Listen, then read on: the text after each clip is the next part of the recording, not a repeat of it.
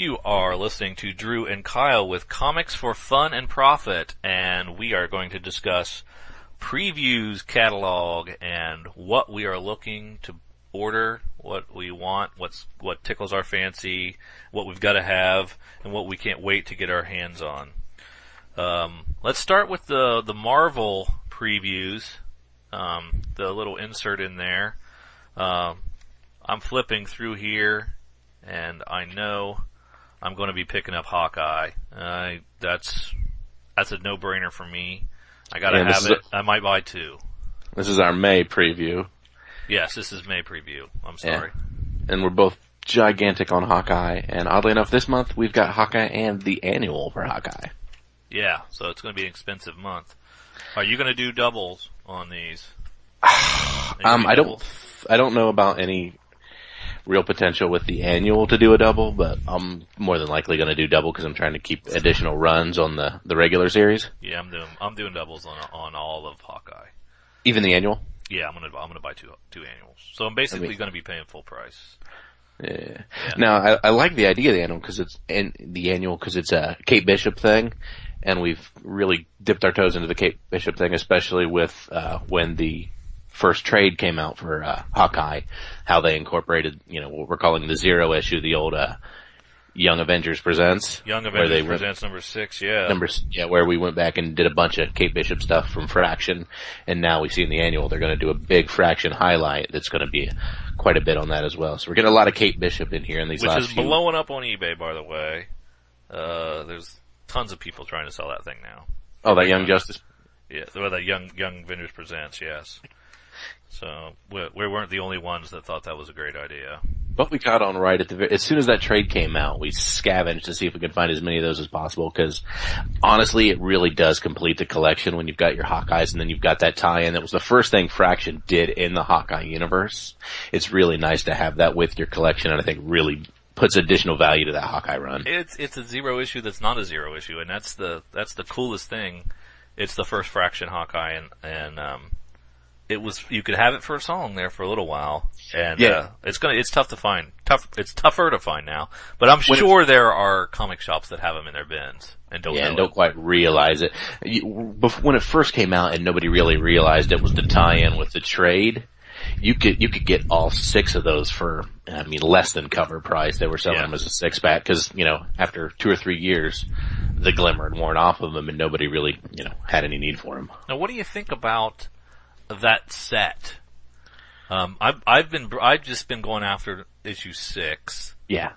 Just to have as a Hawkeye selling point, but I wonder if there'd be any value in having the complete 6 issues standalone as well, and just rolling them, and including it and touting it as including the Hawkeye Zero issue. With it being different authors for every single one of the issues, you don't get as much of a real tie-in, because I haven't really read the other ones, but they seem to have a completely different feel, and some of them were really popular at the time, and some of them weren't quite as much. So I think there's actually more value as just the 6 being a standalone addition to your Hawkeye collection, instead of selling, the whole Young Avengers Presents series. Yeah, I don't think anybody's going to care. I think you're right there. Yeah, I don't think anybody's like, ooh, Hulkling, I need this for my event, my Hawkeye set. Yeah. But Hawkeye love it, and it's got resale value, so it's a great read, and it's got great resale value, so it's everything that Comics for Fun and Profit is all about. Yeah, and they've been just doing profitable. Just doing prints and prints and prints. I think they're on 5th printing on the early 1, 2, and 3 stuff. So there's still people wanting to read it, still people getting into it. And Fraction just keeps going up and up and up with it. Now I'm still waiting for, my favorite issue is number 3 in that series, the one where he was going through his arrow supply, and I absolutely loved the way that was great. issue was set up. I'm waiting for them to do another one kind of like that. They kind of did that kind of spirit with it when they were talking about the ex-wives and girlfriends things, but I'm still looking for them to get back to the things they did in issue number 3 and just the way that was set up. That's what really grabbed me onto that series and why it's on my can't cut list. I have to get Hawkeye every single month. Yeah, I'd get Hawkeye even if I was never going to sell it.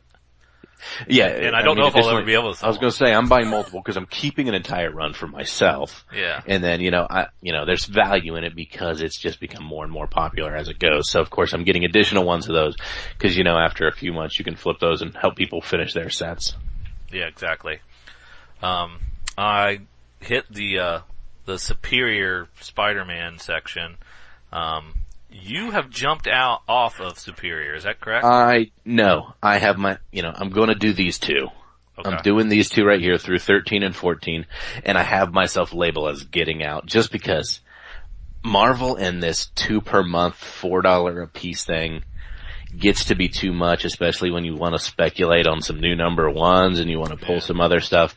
You're getting to the point where you're losing a little bit of value in that large amount of them. I'm still wanting to read it, so I still might pick some up, but Maybe it's wait just for a dollar bin sale or something. Exactly. It's going to be something I'm going to back issue for cheap or do digitally maybe because, it's losing its value as you get up into the 14s and 15s, and I'm not sure where they're going with it, if it's going to be something that dies out or, Ock leaves or what he's doing, but I don't think I can stick in long enough to complete the run. I think I'm going to call it quits after 14. I've been selling the codes out of mine to offset the fact that I'm paying $4 for a 28 page comic, and then so that helps a little bit. I can get $1 or $2 out of those, and that helps offset the cost of a $4 comic that way. But you can't, you got to wait a little while to get that turnaround on what you want. Superior Carnage 1 and Superior Foes 1 and Superior Team Up 1. So there's a lot of Spider-Man 1s to look at. You're going to get a lot of the Superior moniker being thrown around. It's the new flavor of the week. Is everything's being labeled Superior, and I'm wondering exactly why. Because we've got Superior Spider-Man because we have Octavius inside of Peter Parker's body, so we have a superior intellect. Now, why are we labeling the superior foes? Why are we labeling Carnage as superior? Yeah, that doesn't make as much sense as now. Superior Spider-Man Team Up is replacing Avenging Spider-Man. So Avenging Spider-Man is going away, and basically Avenging Spider-Man was a team-up book that started with him teaming up with Avengers. Yeah. And so I guess that's where the Avenging came in. But now I think he's going to branch out and team up with a lot of different people. One of them is Hawkeye. So that looks cool. And this is going to be the Octavian Spider-Man? Yeah. Or this, that's the only one now. So I was just making sure continuity was square heading forward and that everything was as it should be. But if you look at the costume, it doesn't look as stylized as it does in Superior, but it's got to be the same Spider-Man. Yeah, it could be an art issue in there, just a different drawer or different artist and such, but yeah. Yeah, David Lopez, which I'm not sure who that guy is that well. Superior Carnage looks pretty interesting. I'm all in for that. I'm going to buy all 5 of that, no problem. I may actually buy another run additionally to flip because Carnage is one of people's favorite, especially when you kind of see Venom and Carnage are kind of similar in many aspects, and you see how Venom's taken off quite a bit with his Philadelphia-based campaign, and I think this 5-issue set for Carnage is going to be quite good. And again, I'm wondering where the superior aspect or what they're going to do to make Carnage a superior being in this one, or if it's just simply them labeling that just because that's their newest thing. That's probably what it is. It's a marketing ploy. More than likely, yeah. Now, I haven't read Venom since McFarlane wrote Venom. So is he good guy now? I'm not real sure. I haven't been real into it myself, but I've heard a lot of really good things about it. And he's got a different look to him and everything. But, I've heard a lot of great things about what Venom's doing and how he's now the Philadelphia-based superhero. And that's cool. That run's doing quite well. I might have to jump off of Indestructible Hulk. They're going to go bi-monthly, so they're going to start double shipping. And it's a $4 book, so that's $8. I love Mark Waid. I like what it's. I like the storyline, and I really enjoyed this Walt Simonson art for the last 3 issues. But I can't justify $8 a month for Indestructible. I think I want to have to jump off of that. So you were jumping in through 9. You're not planning on doing these two? I am not going to do 10 and 11. But 10 is the continuation of 9, so you're going to jump off midstream on that one with the Daredevil. Wait, there's a Daredevil crossover. Okay, yeah. I'm going to keep 10. I'm not going to get 11. There you go. So you'll cut it down to single, and when they start doing double, you'll think, no thanks, but you'll get the end of that storyline there. I'll need to get that Daredevil crossover. Wade writing for Daredevil 2, that makes perfect sense. That's a good place to end, too. Yeah. And now Daredevil is going double ship as well. I don't see... It's going to stay $2.99 double shipped, which is rare, I think. Yeah. Most of the double shipped books are $3.99 with the digital code. Yeah, and these are $2.99 no code. I love Daredevil a lot, so I might bite the bullet for a little while. Against my better judgment, since it is not a $3.99 book, I'm going to continue and buy both of these each month. Now, a lot of the previous Daredevil series still hold a lot of value, and you can still make some good money off those ones. Is this new incantation of Daredevil something that's going to be popular enough to make any money off of, or did you have to have the one issue, the number 1s, 2s, and 3s, and whatnot? There's not a lot of value in Daredevil that I've noticed. You can pick up stuff early on in the run pretty reasonably. So I'm basically reading this one for pleasure and not profit. I think some of the older Daredevils, just not a lot of them with the value. The Frank Miller Daredevil run, you can cash those in pretty well. A lot of people like the Kevin Smith run. Mm-hmm. Which was the beginning of this run, or no, that was series 2. Series 2. Yeah. This one does. I think it will. I think it can only garner more fans and more readers because it's such a well written book and such a well done book that I think it'll go towards it. It'll become more collectible. And I've heard, mutterings of perhaps another Daredevil movie coming out within the not too distant future, because I think Fox Searchlight owns that one. They'll lose the rights if they don't make it, or it'll transfer back over to Marvel Incorporated at that point. I didn't hate it. You didn't hate the Affleck Daredevil? No, I didn't hate it. It actually is. It stands up still as a fairly good movie. So I'm just wondering, if they're planning on doing another movie, these might actually gain some value at the point that movie comes out. Now, because I love Hawkeye so much, and that's a Matt Fraction book. Mm-hmm. I was reading Fantastic Four and FF, which are both Matt Fraction books, and I have had to make a decision on just to do one of those, and I'm going to go with FF. You're just going to go with FF from here on out? Yeah. And I think I jumped off Fantastic Four a couple issues ago, and I'm just in FF now. And it's just a funner read. It's got Mike Allred art. I was going to say Allred. Yeah, and then I think his wife does the coloring, and her colors are just really cool palette. Just a really cool color palette. It's just something different that you don't see anywhere. So I want to keep on with that. And I think there's some long-term potential for Allred books for collectability and flipping them. I really do. Yeah, because I picked up the first 3 of the FF, and I picked up, I think, the first 4 of Fantastic Four, and then immediately jumped out. I just grabbed them essentially because they were Fraction, stuff that I thought I could make a little bit of money off of as the Fraction name continues to grow a bit. It's his moment at the moment. But I'm trying to figure out if it's something more long-term. I should wait till these 2 titles catch a little more fire, or just, get out while I can still double up on them. Exactly. And I don't know what that answer is. Yeah. I'm dumping off of most of the X books. I did just read Wolverine and the X-Men 29. Mm-hmm.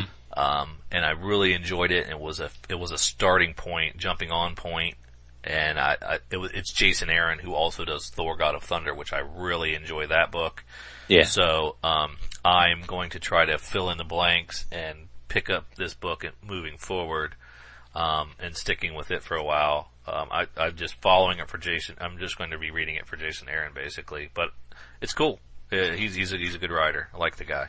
As somebody who's come recently into comics, I'm finding it absolutely daunting to jump into an X-Men title, because there are just so many X-Men titles, and I have no clue what differentiates them. Yeah. You know, one of them's all female, one of them's new, one of them's with this person, and, you know, they're uncanny, they're super canny, and I just flip past them because, you know, they're already established, and I'm just, at this point, there's too much stuff here that I enjoy to even delve into any of And most of them are double shipping, so I think a lot of the Uncanny and I think the All New are both double shipping, and so they're on issue 10, 11, and they just launched in January. So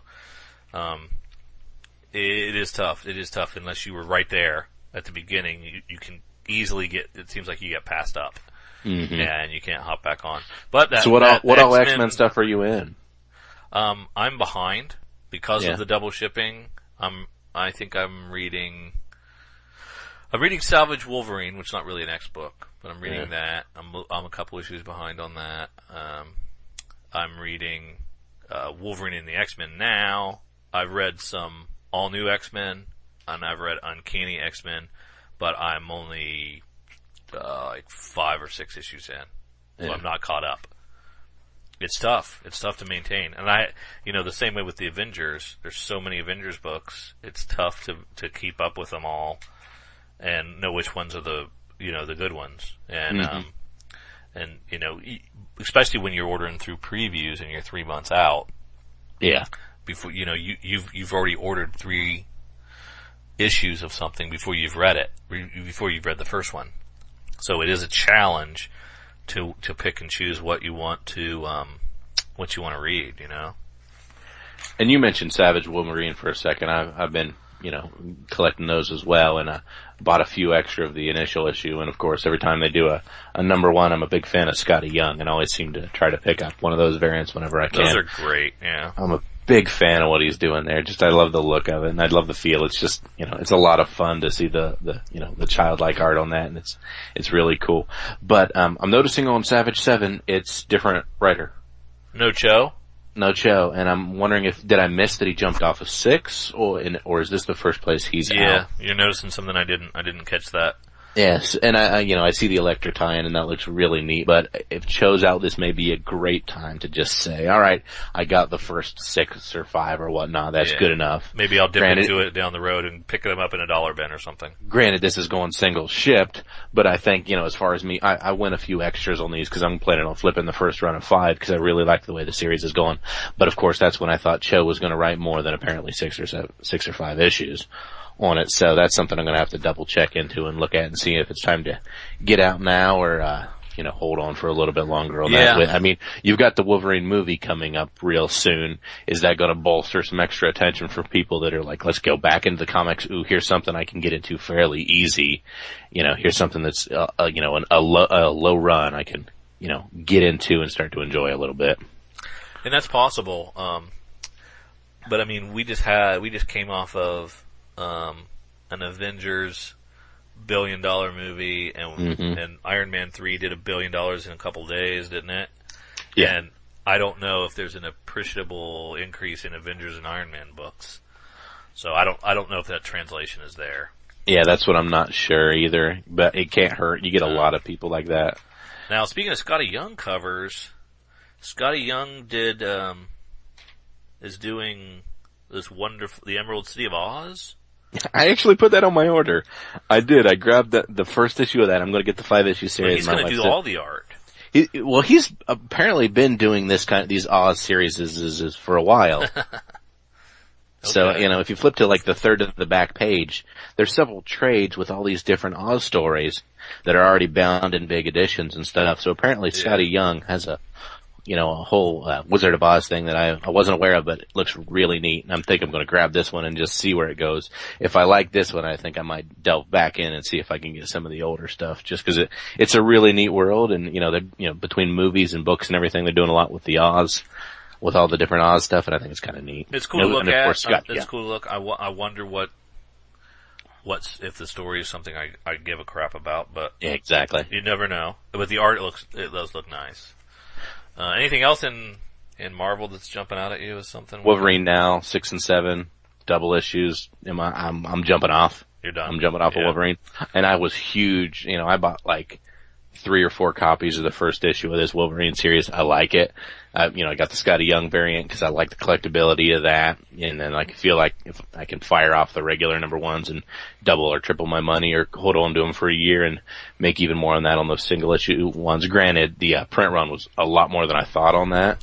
A lot of people bought that. What did it end up being?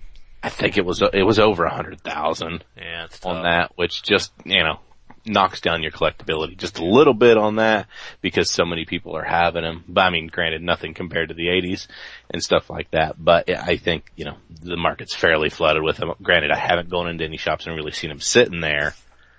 But, I'm a big niche fan of the 30,000 print run, 40,000 print run.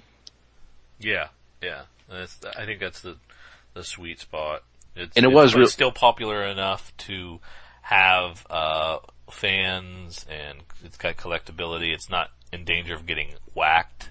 Mm-hmm. It's not going to get canceled at that level, but yet there's still enough scarcity to, if it has a surge in popularity, there's going to be a scramble for the issues that we hopefully are sitting on. Yeah, and I like they do the right thing with Wolverine because, you start out in issue 1 and the point of any good Wolverine book is to maim him as much as possible to watch his healing factor kicked in. And I think they know exactly what they're doing there because, the very first issue, they just try to melt him alive. Okay, is that the one where they're actually kind of fooling around with the canon of his healing factor? It's going to be not as he's not as indestructible as he was? No, they're still doing quite a bit of indestructibility with it. It's just like this giant laser it starts out with that just melts the flesh off of him, and then you see him still healing from that. He talks a lot about his healing factor, but the newest niche thing is to, how does Wolverine want to become human? Because, the new movie, they're looking at trying to make him, killable and everything like that. The old trade, Old Man Logan that came out many, many years ago is, Wolverine always trying to kill himself and can't. So I think they always end up getting in there with maybe the healing factor is a little too much and he kind of wants out. Oh, I gotcha. Okay. Anything else in this Marvel previews? I think that's it for Marvel for me. Yeah. They've got some good stuff. I didn't know, I think Age of Ultron is done at this point, and I think all the tie-ins are done by this point, and hopefully we'll have come to a satisfying conclusion there. I'm not sure. Maybe. Yeah, you said they're kind of just stringing along, just tap dancing. Yeah, it's one way. Yeah. You want to flip over to Dark Horse? Yeah, let's head into Dark Horse. Okay. Which I'm not a big Dark Horse guy because there doesn't seem to be a great deal of value in Dark Horse comics. No. From what I've seen, granted, like I said, I'm fairly new into this, but from just looking at trends and everything, it doesn't look like the collectability of Dark Horse is really something that you make any real money off of. Mm-hmm. But, if you got some cool stories and you really like them, definitely they're great for reads, and there's a few things I wished I'd have grabbed. But as far as collectability, I'm not doubling up on any Dark Horse, and I don't think I ever will. Yeah, I'll dabble on ones, but I'm not gonna buy multiple copies of anything in one. I did pick up last month, they reissued number 1s of The Massive and Mind Management for $1 each. Yeah. And I read those and loved them. I love those stories. The Massive is just great. Climate change, environmental backdrop, kind of Greenpeace storyline. Mm-hmm. It's really good. Compelling characters. Brian Wood is the writer and he gives you a lot of backstory, a lot of extra meat to really pull you into the story. So I'm really liking that book. And I was able to, pick up some back issues out of the dollar bin. I'm trying to put that run together so that I can catch up to 14. 14, which is yeah. what's being solicited right now. So and 32 pages there. It's a long book too. Yeah, it's not bad, but it's also $3.50. Yeah. And then, Mind Management is, another one that they reissued, which I enjoyed. It's kind of a really interesting, kind of mind control, conspiracy spy thriller. It's got a lot of cool, stuff going on in it, and there's an overarching mystery that you're trying to solve with a main character who's a reporter trying to solve this, and she's really compelling, and I'm not as far along as in putting those issues together, but I think it's well written, and the art style is so unique.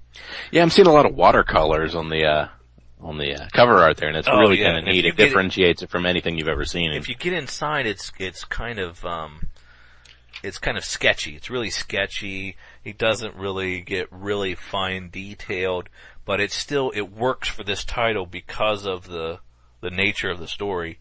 You know, you really don't need it to be really fine details, and the sketchiness kind of lends itself to the mystery. Yeah. It really goes. Those two are great, and I'm loving what I'm reading so far. So it looks here like an option for the big screen. So it may take off quite a bit in popularity there. Yeah, so better gobble them up while you can. Yeah. Or wait until I get my set and then go gobble them up. One thing on the next page that I actually wish I'd have grabbed into is this House of Gold and Bones. They're on the last, it looks like the 4 of 4 there. I actually forgot, I didn't catch this, was the Corey from Corey Taylor, the lead singer of Stone Sour and Slipknot.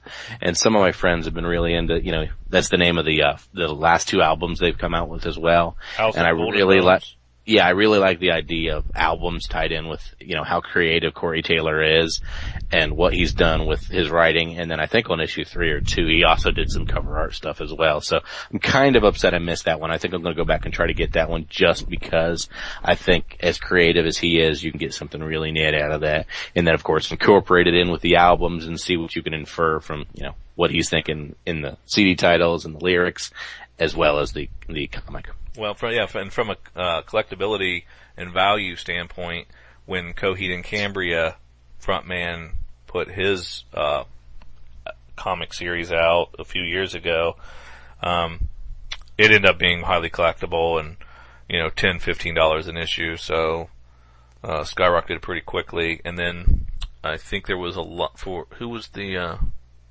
My Chemical Romance. The very next page, Gerard Way. Yeah, he did one before. Yeah, that's right. Before this one, yeah, what was the one he did before this? I can't remember. I was looking at it last month when it was in there when they were talking about the Killjoys coming up, but I can't remember exactly. And I think that was critically acclaimed, and I think there's been some collectability for it. This one, I'm not sure. The cool thing about these is that even if you may not have comic book collectors in this, you'll get people that are fans of the artists that'll collect these just for their, you know, their just music. Because of the music tie-in, yeah. Some interesting stuff there. I didn't pick it up though. I just went number 1 and out? Yeah, I went number 1 and out, and then I'm not going to get number 2. Which, that's where you and I differentiate quite a bit on things. You like to dabble just in the number 1s. I'm a big fan of getting the first 3 of something. Yeah. Just because I like to sell small runs of stuff. And, I mean, I love your theory on, like even if you look at, like, Wolverine and stuff, like, the very first issue goes 100,000, and then, you know, issue 2, they dropped into the 50s and such, and issue 3 into the 40s. Why wouldn't those be much more collectible than issue 1 just based on print runs alone? Yeah, I don't get that, and I guess just because number 1 is just more collectible, just because it's the first. I guess. Even and then I guess that's just what collectors are looking for, you know. Yeah, everybody wants that number 1 in pristine condition. Yeah.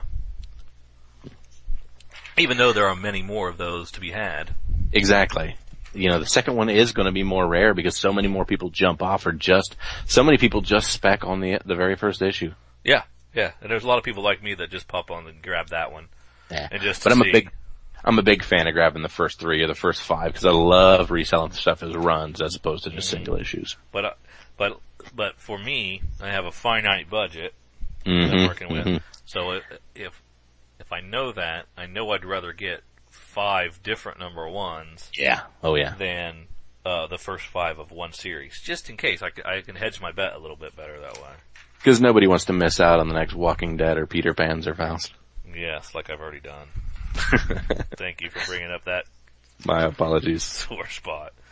Now they're collecting the first run of Brian Wood's new Star Wars relaunch, which was great. It's a great read. If you haven't read it, it takes place between the first Star Wars, the first Star Wars that I remember, New Hope, and Empire. Doesn't have anything to do with the prequels. But it's in between A New Hope and Empire Strikes Back. And I can't remember, do you know what the future of Dark Horse and Star Wars line is with the whole Lucas films and everything? Well, I talked to Brian Wood, because we're close. Actually, he was doing a signing at Laughing Ogre for a free comic book day.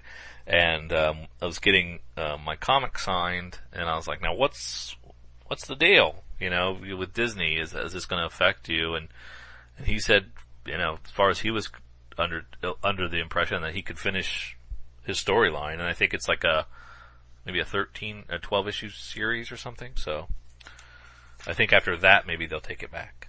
And that could affect the collectability, especially since this might be the last run for Dark Horse with them until they go on to be a whole nother property with a, you know, whole nother way of writing them, a whole nother way of doing them, and probably a whole nother price point. Yeah, and it'd be a Marvel. Yeah. It'd be a Marvel Star Wars again, like it was back in the day. Which means it would be double shipped with $3.99 with codes and exactly. Yeah. So I guess if you now the first couple of Brian Wood Star Wars have some value. Mm-hmm. You know, you can pay $15 or $20 for the first one easy, and so I don't know how long that's going to maintain that level. I don't know if it's going to continue to go up or cash in now while you can. I'm not sure. Mm-hmm. Anything else in Dark Horse that is all I've got in Dark Horse that I was even interested in. Yeah, and it's not a lot there for me either. Let's flip over to DC. You jumped off Green Arrow, is that correct? I did. This is the last Green Arrow, or actually last month might have been the last Green Arrow I was getting. You know, I jumped in for the new writing storyline and just didn't really find the foothold I was looking for. Yeah, so. Jeff Lemire, he did a pretty good job, but it wasn't as great as I thought it was going to be. Mm-hmm. I thought it was. I started watching the CW show. Oh yeah? Yeah, I'm about 7-8 issues into that series, trying to catch up, and it's really great. I really like that. I love the fact that no superpowers. Yeah. So that whole series will be just people with technology and heightened abilities, but no superpowers in that. I like the way they're going with it. Don't spoil it for me, but they can't call him the Hood for the rest of the season, can they? I can neither confirm nor deny any aspect of that story. I'm looking forward to finding out what happens there, but I didn't expect to like that show, but I do. It's really good. Not into Smallville? I never watched it. Nor was I. I hear good things, but like by the time I caught on to it, it was like, you're 9 seasons in. I'm like, no thanks. So I won't be going back to try to catch up, but I have a bunch of friends that were huge into Smallville. Yeah. And I've heard good things, but I'm too far out to catch up on that one. Yeah. You doing the Superman Unchained number 2 or the director's cut? I'm gonna do both of them. I went a lot in on the Superman Unchained just because how can you really go wrong with Scott Snyder and Jim Lee? I think that's gonna be amazing or what. And I am very much intrigued with these director's cuts and just how they're gonna do it. Like, you know, essentially they're almost DVD packing these things where behind the scenes and sketching and outlines and what were people thinking and all this stuff. I think it's neat. Granted, I have no idea whether that means that's going to be collectible, whether if I sell this as a run I should include one of these in it, whether people will substitute the director's cut in for issue 1 when they sell runs. I don't know what that means for resale. And what's the print run going to be? Exactly. And is this a second printing? Is this a second printing of number 1, or is this a deluxe? I don't know. It's probably a second printing of number 1. Yeah, the price is jacked up. Yeah, that may be just how they do the second printings. They're like, we'll do this, we'll get twice as much money, we'll garner more speckers still doing this one, and not have to do a second run where people see devalued on it. Yeah. I'm not getting this one. But you're not going to do this director's cut for issue 1 of a Scott Snyder, Jim Lee creation? I'm getting another director's cut that we'll look at down the road. And I am going to go ahead and stick with this Unchained storyline. I'm picking myself up a run because I want to collect it. This will be the first Superman I've read in a long time. That's the point right there. Yeah. I've never like Superman stories that much, so I would only be sticking with it to flip it down the road, and I can't. My heart's not in it, so I just picked up one just so I can have it, just in case it's a lightning in a bottle. If anybody can get me, Scott Snyder can get me, so that's why I'm, from the get-go, I'm going to make myself a run, and I'm going to make myself a run to pay for the run I'm keeping. All right, we'll see how that turns out. But yeah, I'm also grabbing the director's cut because I want to see what these director's cuts are all about. I don't think you can lose money on these, man. I mean, I think for, what you're getting them for, I think they're always going to hold that value. They're never going to go down. So I think it's a no risk, honestly, with this kind of stuff. I don't, it's cool because they're timing this where these Superman Unchained are coming out right with the movie as well. So they put massive amounts of thoughts into this, and I'm sure they're putting massive amounts of thought into these director's cuts as well. Yeah. How about Batman Superman #2? I'm getting it. I'm going to stay on that run as well because, like I said, I'm going to pick the first 3 up. Looking at this art for Batman Superman 2, I don't think I'm going to like this. I don't think so either. Honestly, from the first cover, I was like, this looks cool. This will be neat. I like this. And I was like, cool, let's get a few of these and try it. Once I see 2, I'm like, this looks hokey, and I don't think I'm going to really enjoy this. Looks like they're going to Earth 2. Earth 2, and you've, already in issue 2, you're going, same people, mirror match. And it's just, it's, I don't know. They're jumping the shark on issue 2, in my opinion, it looks like. Yeah, I don't know. And then I don't know enough about Greg Pak to know what his track record is, so. But like I said, Batman, Superman, I'm gonna pick up the first 3, a run for myself and a run to flip, maybe just a run to sell both of them, cause honestly, I mean, granted, I'm judging a book by its cover, but the cover for issue 2 scares me off. We got Batman 22, which is the second issue of the Year Zero storyline. I'm hopping on that. Yeah. Batman Annual 2, I've got to get it just to complete the run, and I love Batman. Batman Year Zero, the director's cut #1, which would be a reprint or director's cut of. Yeah. Even it says #1, it's actually probably 21. It's a reprint of 21. So yeah. Yeah, exactly. So I'm getting all 3 of those. So there's, $12, $14 in 3 books. But I gotta have them, and I'd like to do multiple copies of. I'd like to do multiple copies of this whole Year Zero. I should. And because if you look at Year 1, Year 2, they hold value. They've held value. You can get a good bit for those, especially if you're selling them as a completed run.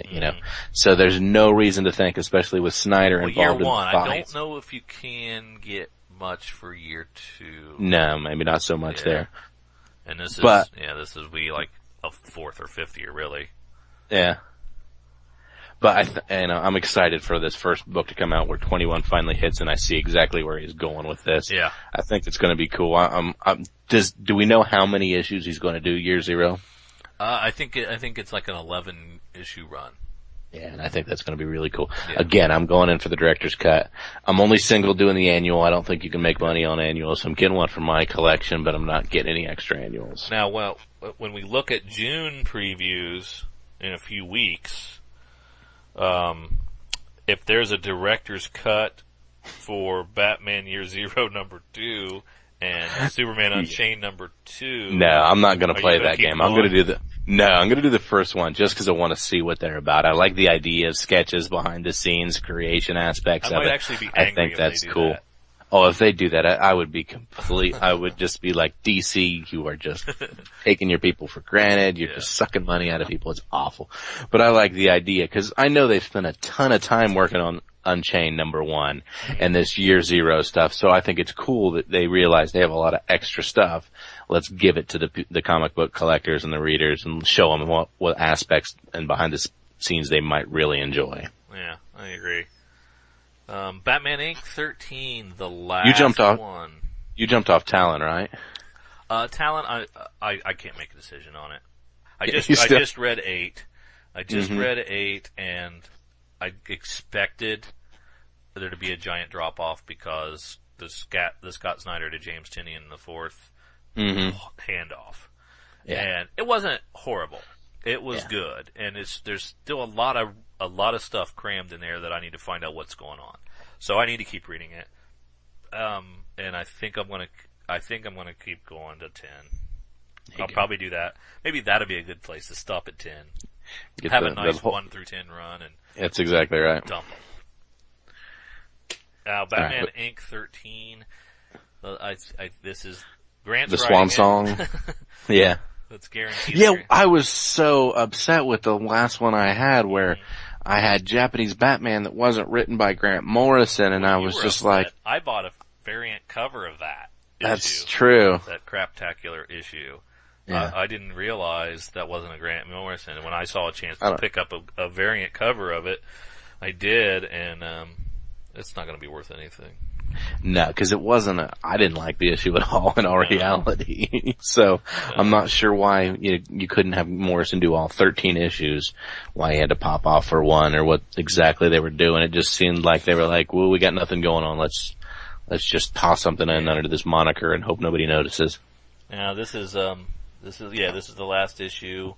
Puts a capper on Grant Morrison's run. I don't know what he's going to do next. I've heard rumblings about things, but another variant cover by Grant Morrison. Yeah, and it's going to be an expensive one.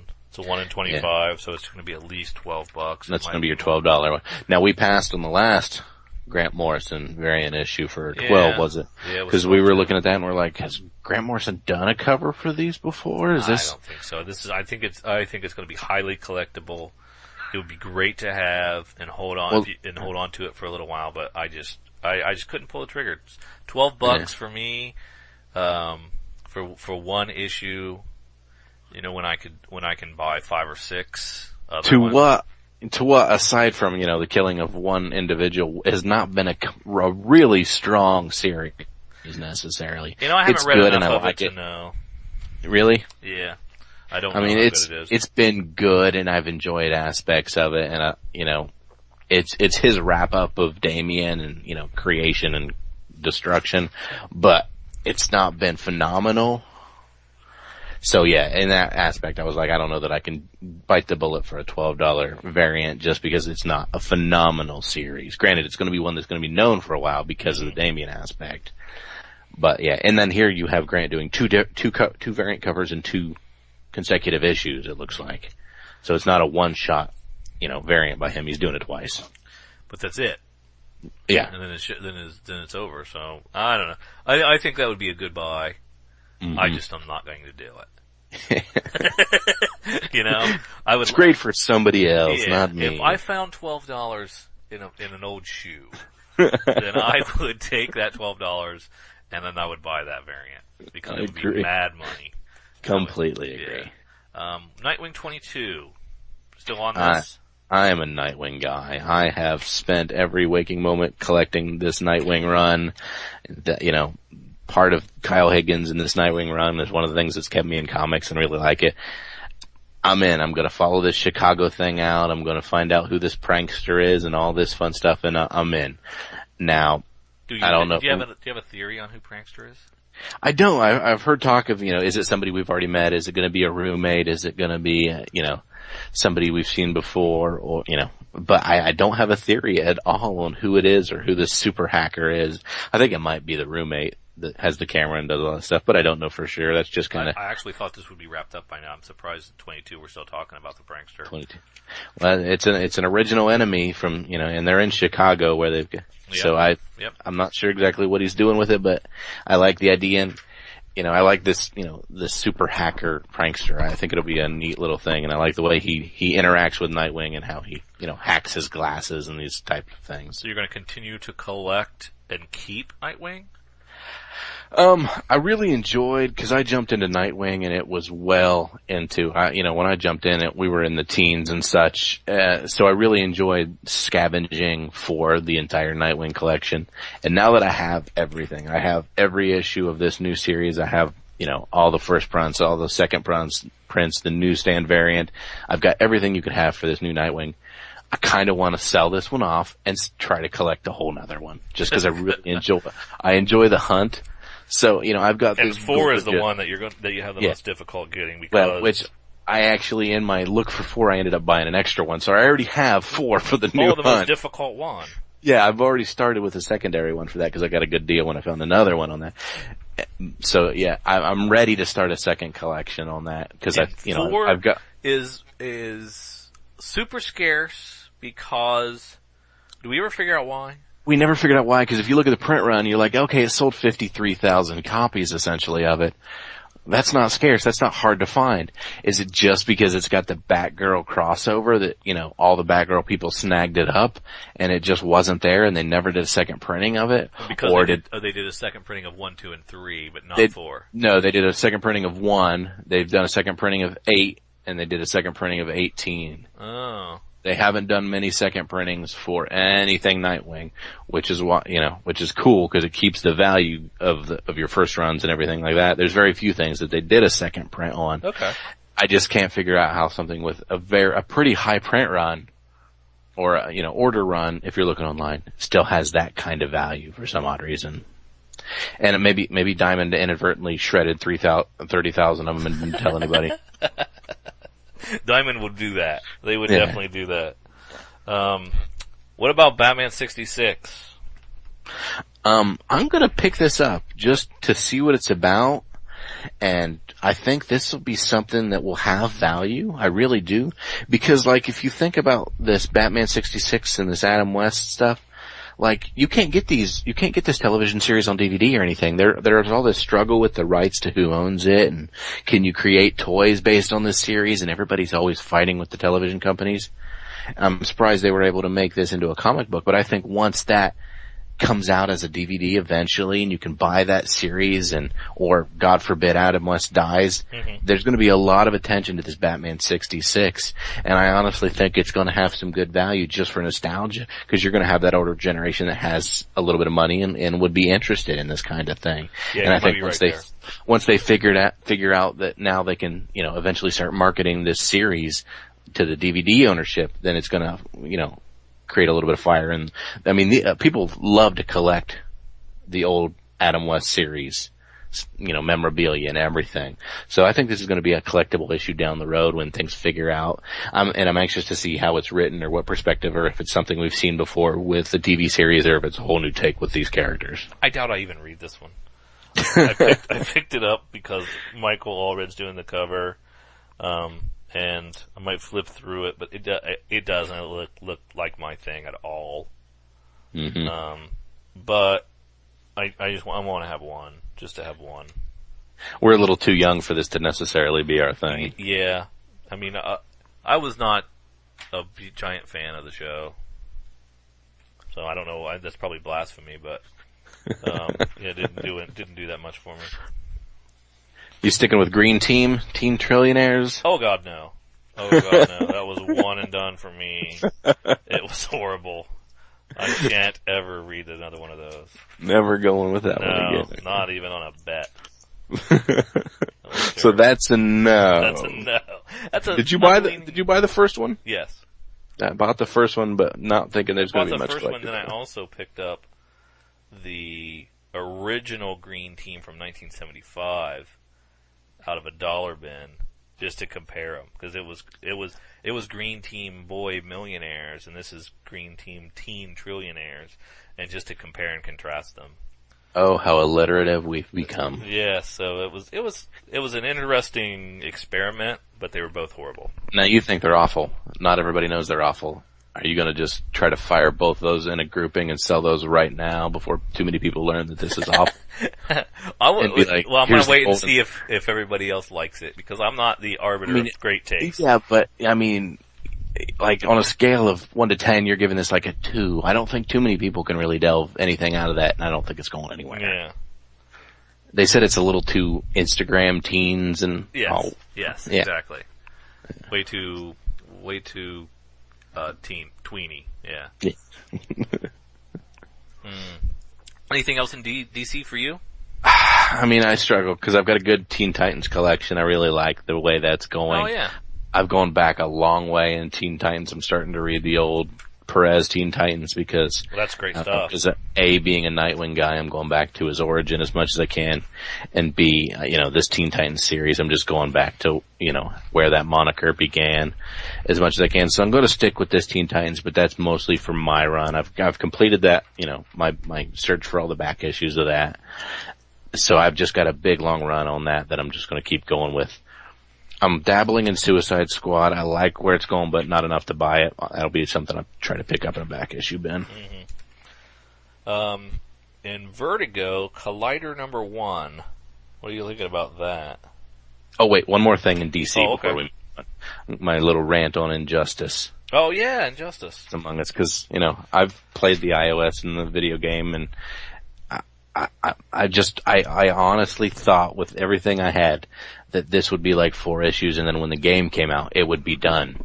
It just flabbergasted me that this is still going on. I'm not sure if we know an end run for this or how long this is going to go on. I have only thing I know about this is when you tell me the plots of the issues that you've read, and it sounds awesome.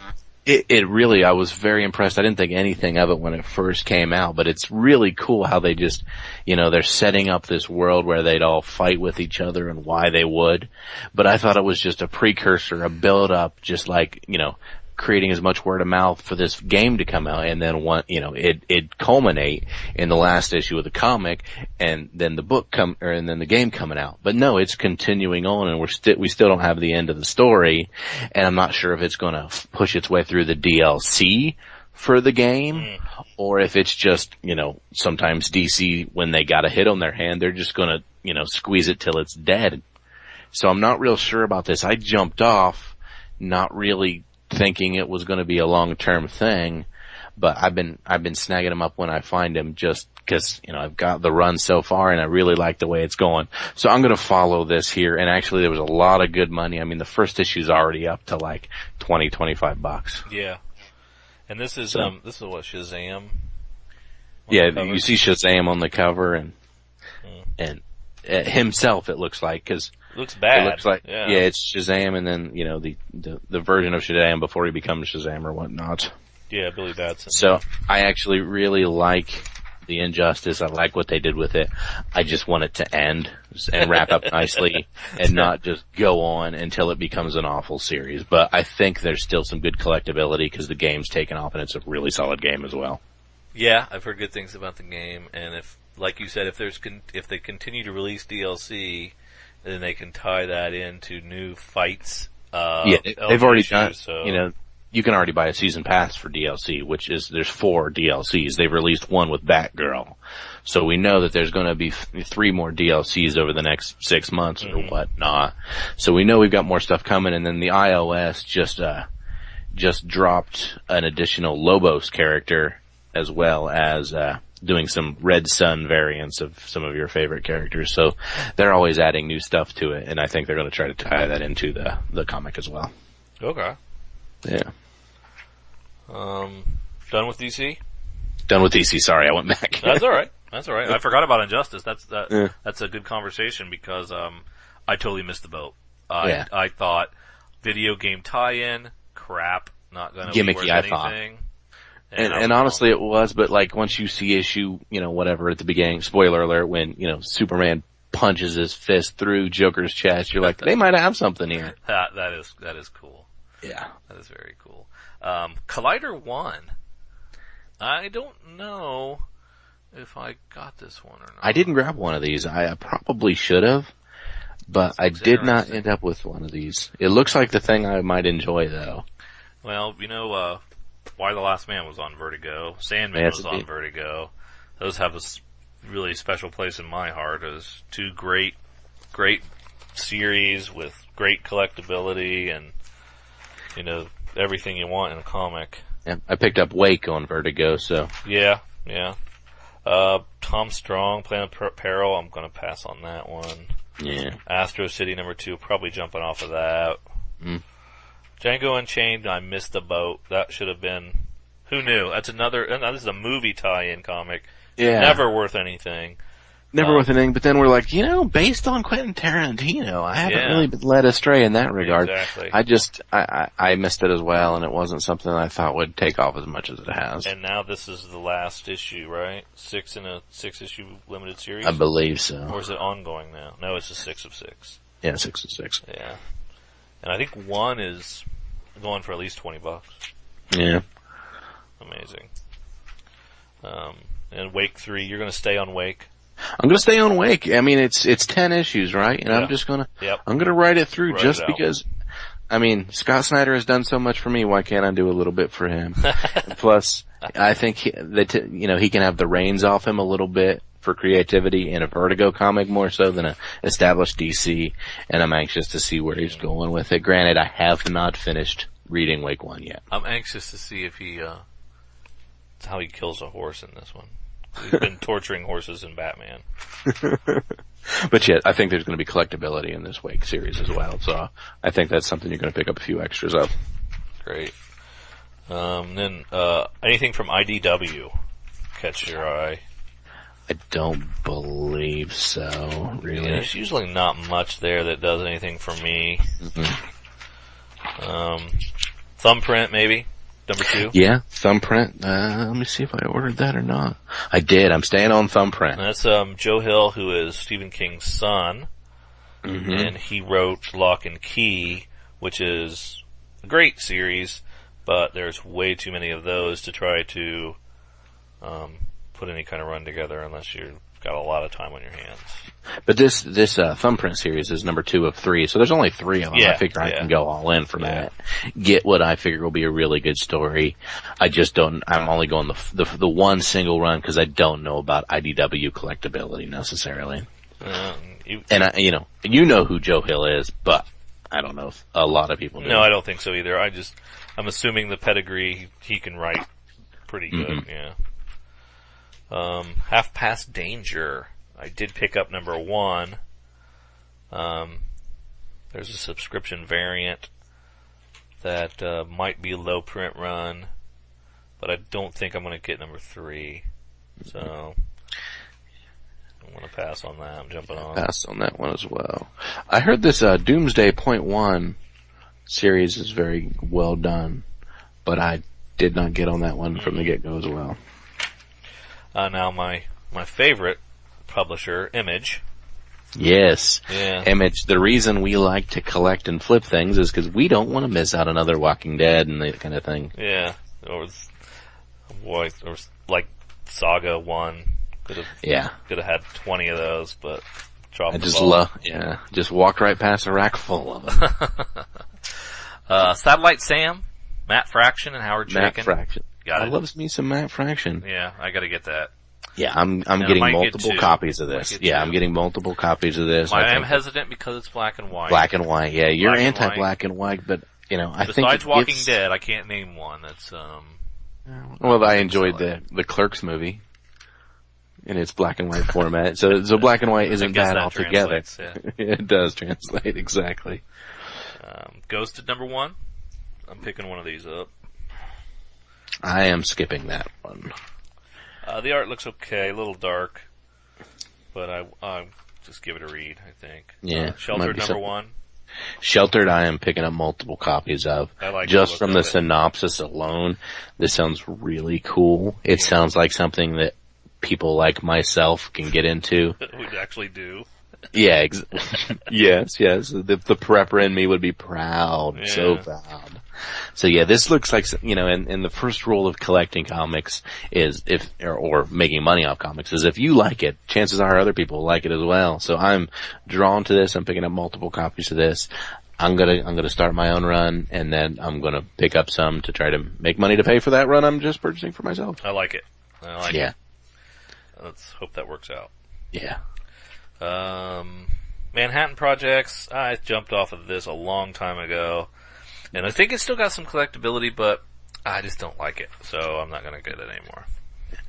Revival 12. Yep, that's a Scotty Young cover. I'll probably buy 2 of those. That excites me so much. I love Scotty Young, and to see him doing an Image cover of characters I already really enjoy. Yeah. I'm very excited about that. Now Revival's great. You've pulled this all first print run together, haven't you? First print run. I've scavenged and found that, put that together with a few of the Ghost variants. I'm not a big Ghost variant guy. I think it's a gimmick for second print, third print. I really do. Because your Ghost variant's coming out 3 months after your first print, 4 months after your first print. Oh, and yeah, it's really just a slightly different cover.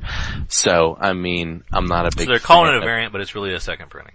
It really is an additional printing of these things. Oh, and cool. When you do a Ghost variant on the first 8 covers on every one, you're really taking the enjoyment out of it. Granted, I like the way they're doing the ghost variants are the different characters that have died. So that Saga Ghost variant, you really don't want that. So you give no, that to me. no. I'm going to keep that Saga 7 Ghost variant because I really like the stock cover, and B, they only have one Ghost variant in that Saga series, which I think is the way to do it. Not putting it as every single one will have a Ghost variant, because I hate when these publishers label something variant and it's just a second print with a different color, like Hawkeye.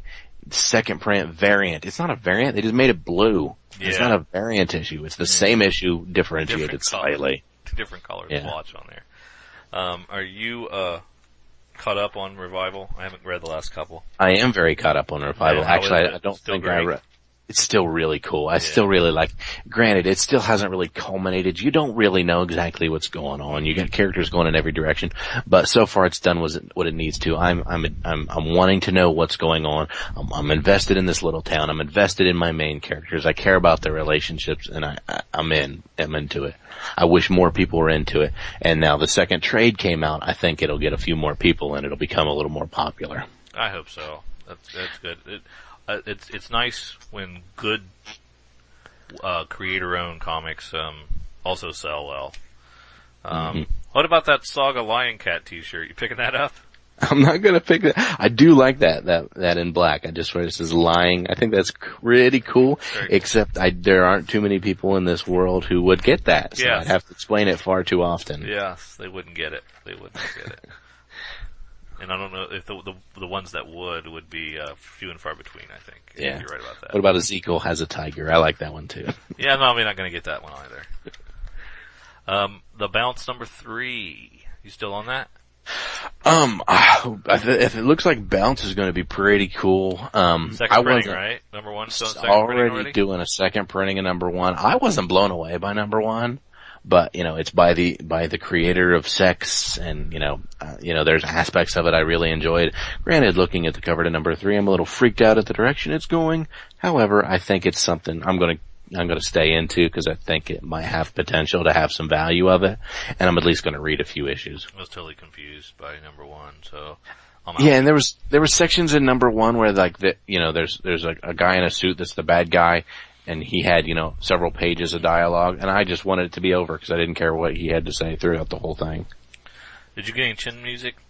I didn't do chin music. Yeah, me neither. Yeah. Missed the boat on that one. East and West, you were in on that one. East of West, yes. So I'm on this one.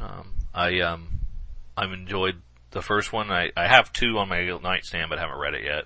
Mm-hmm. But I've heard great things, so I'm getting ready to read that one. Dream Merchant, I popped off of that. I'm not going to get that anymore. Fatale, I tried with Fatale. I didn't like it. At what point? From the beginning? Yeah, I read number 1. I call that trying. That's trying. This is true. I can't argue with that. Yeah, if you can't hook me at 1, then it's your fault. That's exactly right. Mr. Creator out there. Lazarus, I picked up number 1 last month. I did multiple copies of number 1 because I really liked the synopsis. They kind of hooked me with the previews stuff. And they normally do, and they give you a little. I'm kind of a sucker, I know. Yeah, I'm a sucker for that too.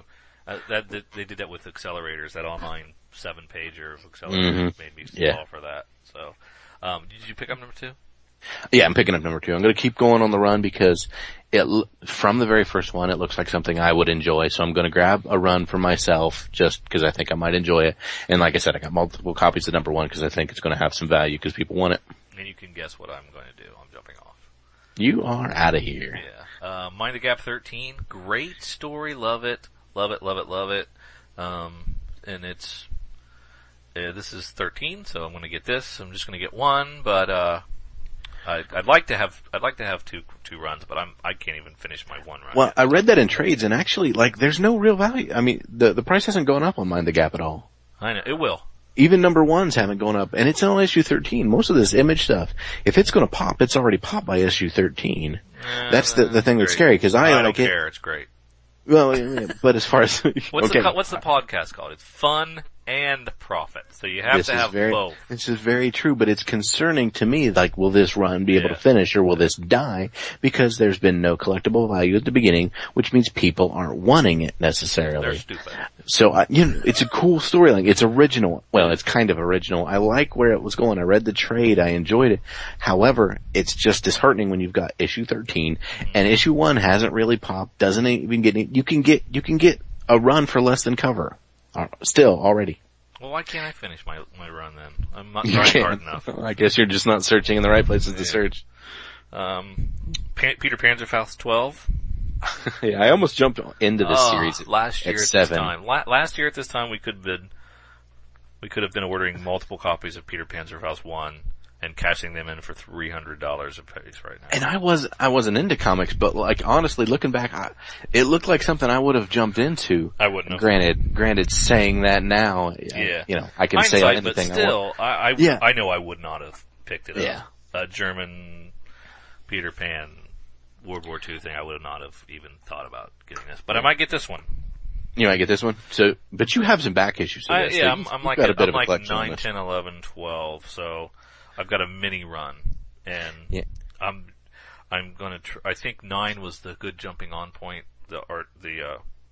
Curtis Wiebe said in a podcast interview that would be a good jumping on point. So I'm gonna do that and just go from there. And I don't think I'll ever pick up the first 8. They're just not for that price. Honestly, I think they're coming down. I think that's gonna, the first issue is gonna settle between 80 and 120. It's not gonna stay at the 300. Maybe, we'll see how the BBC series picks up and how they do over in Europe, but I don't see that staying that high for now. I think it's a lot of spec. It's not AMC. Yeah, this is exactly right. Sex 5, I didn't pick this up. I thought this was a, crass attempt at, sensationalism, so I didn't pick up number 1. Of course, it's gone for $15 now, but...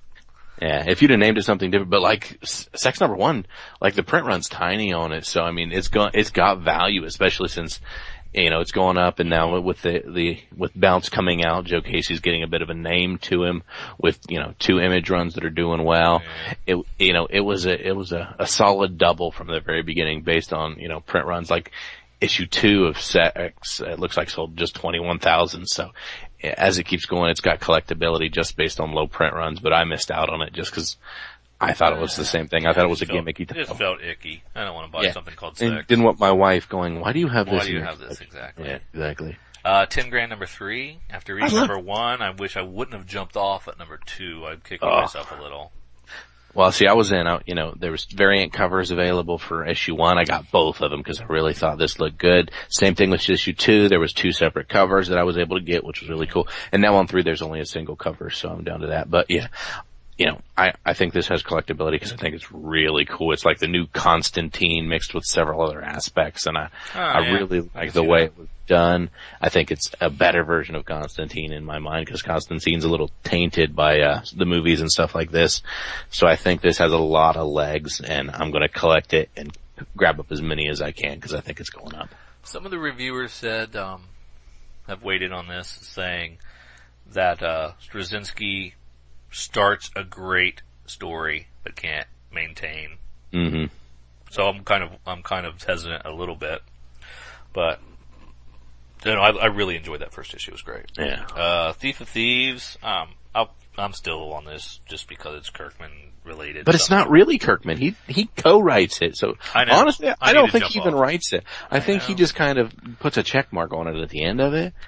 Now, granted, it's got very Kirkman aspects in the fact that you'll read an entire issue and nothing will happen. But, I missed the boat and I wish I'd have got on it for the value, but I'm not that big into it. Yeah. I'm just trying to find a good place to jump off. Yeah. Walking Dead 112. I'll be buying 2. Loves me some Maybe Walking 3. Dead. Yeah. You can't go wrong. You can't go wrong. This is the equivalent of putting your money in blue chip stocks. Yeah, or gold. You're not going to lose money in buying Walking Deads. No, you're really not. If you just want to sit on them just for 6 months, you can at least double or triple your money. You really can. So I'm getting multiple prints of every Walking Dead coming up. When the specials come out, I'm getting multiples of those.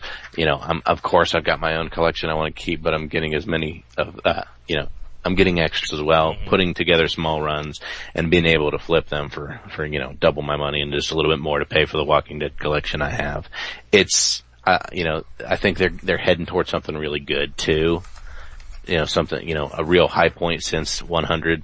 I think they're heading towards something really nice. Oh God, I hope so. It's been a dozen issues at this point, and we probably still have Negan around. It's ridiculously slow. And we're doing a lot of the same things we did 40 issues ago and 70 issues ago. Yeah, with a slight variation. But when the new season starts, I'll be right there, glued to the television. Back in it. So this gets me through to that. And I don't know when the bubble's going to burst in Walking Dead. Yeah. A lot of people said get out this season. Yeah, I think that was me. Yeah. And I don't know if I was right. It doesn't seem to, comics that I sold 3 months ago for $15, are being sold for 30 and 40 now. Yeah. And it was just 3 months ago, so I don't think we've seen the crest yet. Yeah. I'm probably wrong on that. I just know I'll end up holding on just a skosh too long because that's how I normally do it. Yeah. Especially with things I like. That's the biggest pitfall is things that I really enjoy. I just end up holding on to just a little bit too long and miss the boat. Yeah, we're collectors first. Yeah, we really are. That's it for me on Image. Anything else in there? As far as Image is concerned, that is it for me as well. And then as in the back half of previews, is there anything, what jumps out at you? Well, I missed out on Suicide Risk. I don't know why I didn't pick that first one up. You staying with that one, or did you get out? No, of course not. I jumped off. I jumped off on that one. I think that I haven't read it yet, but I'm still, it's one of those that I'd planned on getting and then for some odd reason overlooked. And I'm kind of kicking myself for not, so I was just looking at issue 3 popping there. I don't think I'm going to jump on at this point, having missed the first couple issues. It's hard for me to grab something after the big ones are gone. I always do the, who does the 10 for 10? Is that Aspen? Yeah. I think so. They put out the dollar comics. I'm always going to pick up those. I don't know anything about the comic, but for $1, I give them a shot. There you go. Just to see what they're all about. And I want to encourage them to do that so that other folks like now Dark Horse is doing it. Image started this trend of reprinting these first issues for $1. Mm-hmm. Good entry point for people, get more readers into the stuff, more people are going to like these things, and that's what I'm looking for. Yeah. More people reading these. Avatar's got a couple on page 271. 270 is Extinction Parade. I think I picked up 1, and I think I might have picked up 2 on this. I might have stayed on this one. I'm not sure. Did you? Why? I like the idea of vampires protecting protecting the humans from zombies. I like that. I like the idea. It's probably not very well executed, and I'll find out in a couple months. But and it also has a limited edition leather cover for $14.99, which you didn't get. Which I didn't get, but I think it's very cool that there's only 1,000 copies printed on leather. I think that's kind of neat. Yeah. But with the limited edition covers, they go a little crazy. Yeah. You sticking with Six Gun Gorilla? No, I jumped off. I do believe did I get Absolution Rubicon though? I'm not sure on that one. I don't think I did. I think I jumped off. Of course, Accelerators 2. Yeah, you got that one, right? I got that. I'm going to stick with that whole run. I did some extra ones of issue 1 just because I don't know. It's, having read some or listened to some different podcasts about these guys and their affiliations, I think that, I'm vested to the point where I know, I've known since the inception about this comic, so it's kind of just something I'm interested really in reading and following, and they're doing a wonderful job of it. I like the Flanagan covers, and yeah, I'm going to keep this through to the end. I'm not sure about the collectability of it because it's, indie. Right. But, I definitely picked up some extra ones at number 1, and I'm going to probably follow it out for my own collection. I jumped off of Uber, number 3. And you said you're sticking with accelerators, right? Mm-hmm. And I don't know if I got one. You didn't? I don't think I did. Nope, just you. I'm trying to, there we go, looking for the Red Sonja. Oh, there's Daemin. Daemin number 1, I picked that up. Mm-hmm. Are you doing that? No. No, I didn't do that. It might be terrible. It's a little too, I don't know, I'm not a big fan of the art already, so. Yeah. And that does it a lot of times when it's all really, you don't have much to go on but a couple sentences. Yeah. There's the Red Sonja, variant B, which is Fiona Staples. Yeah, I like that aspect that it's a Fiona Staples thing. That's something I missed. So I think that gives it some really cool value because, you know, everybody's a big fan of and Fiona you look Staples at it, just give it a glance and that looks like a Saga cover. Yeah. It's great. I don't know anything about Red Sonja. Never read anything of hers. But, and Gail Simone. Gail Simone, exactly. Yeah, she's so bright. So, I'm getting it. I'd say that's actually probably a pretty good buy on your end. I think you can make money off that one, even if you don't. Right? Yeah, I really do. You know, at the very least, you know, I always, even though you fall in love with variants, a lot of times the original cover is where your real value is. So yeah, I would always buy a regular one and that Fiona Staples cover. I think they've both got some good value in them. I just bought 2 Fiona Staples covers. Yeah, but I didn't. I mean, you just gotta pick and choose these things, you know? Yeah.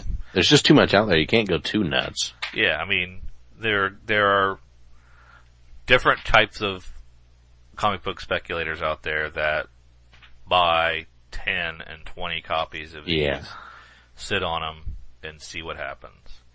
We're not like that. We read everything. We like what we read most of the time. And we collect most of the stuff we have, but we also want to flip stuff occasionally and make a little bit of money back so we can buy more comics. That's exactly right. You know, if I don't sell stuff, I can't buy, you know, $80 worth of comics a month. I can only buy $40 worth of comics a month. Yes. So it's just kind of a way to feed the own habit on it. You know, granted, you kind of got to hide your flipperness sometimes with your regular comic shops when they find out you're trying to make money. They don't want to know that, yeah. Which is ironic because they're making money on each transaction. They're actually flipping comics, but. Yeah. I guess they have a business, so it's different. Watson and Holmes on page 330, I missed it. I think this looks really cool. A new take on, the Sherlock Holmes, I think there might be something potential there, maybe. Yeah, which is, I'm actually watching the TV show that has the Elementary show, which has the new takeoff on Sherlock Holmes, so. I really like it. Oh, I really like it. It's actually really good. So I mean, granted, at this point you're just taking, hey, let's have a smart guy and a sidekick at this point. So it's Monk? Yeah, pretty much. but you know, I think it could, with the TV show they've made him slightly drug-addled and neurotic, which I kind of really enjoy. So, I think this could have some legs to it, this Watson and Holmes. But I did not get it. Heard great stuff about all the Valiant stuff.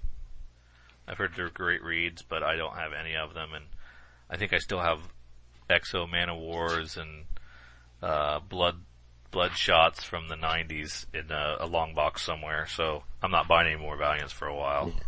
I'm good. Yeah. But I have heard good things. I just haven't been able to pull the trigger myself. And I think that might be it for me. That's all I've got on my order. I don't have anything additional on there. I mean, I'm not a toy guy, but there's a lot of cool stuff coming out. Yeah, you gonna get your, Ewalking Dead? Sure. No, I don't think I'm gonna pull the trigger on that one either. But there might be some collectability with that, because it looks like there's a lot of copyright infringement possibilities. I think there is some violations on that. So yeah, I think that just about does it, and we'll be back in a few weeks when we do our June order and do previews again. We've got some questions and answers about comic book speculation that we need to answer on a future episode. We want to do some comic news podcast. We might just slip that into a regular podcast down the road. I don't know. Do you have were there any other announcements we need to make during this one, Kyle?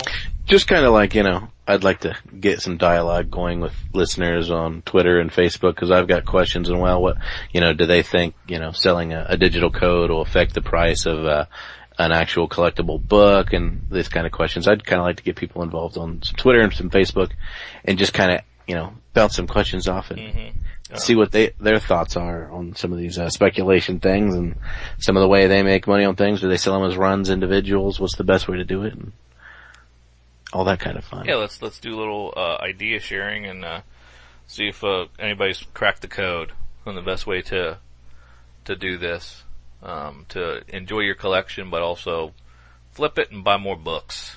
That's right. Save up and get those Iron Man #1s to really get the big high-end collectible stuff that you just don't have the money to toss out there right at this very second for them. Yeah, get those key issues that you can frame and put on the wall. Exactly. Nice. Do you have the address for the Twitter and the Facebook? Yeah, Facebook is comics. What is it? It's Comics for Fun and Profit.